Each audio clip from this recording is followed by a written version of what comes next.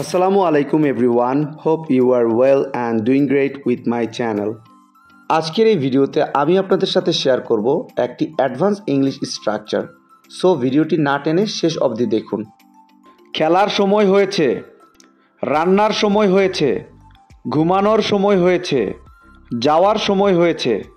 যদি বলি আমার খেলার বা রান্নার সময় হয়েছে তাহলে কি হবে? স্ট্রাকচারটি জানতে শেষ পর্যন্ত দেখুন। এই প্রতিটা বাক্যে যে জিনিসটা কমন আমরা দেখতে পাচ্ছি সেটা হলো সময় হয়েছে।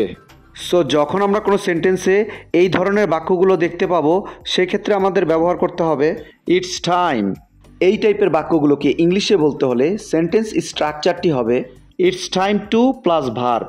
চলুন তাহলে এই স্ট্রাকচারটি দিয়ে এক্সাম্পলগুলি দেখা যাক। খেলার সময় হয়েছে, it's time to play, it's time to play.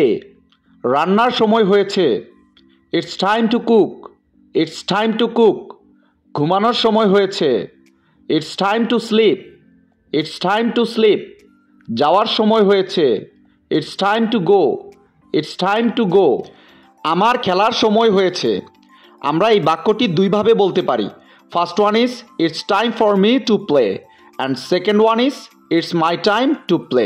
I hope এই স্ট্রাকচারটা আপনারা ভালোভাবে বুঝতে পেরেছেন। Now it's your turn.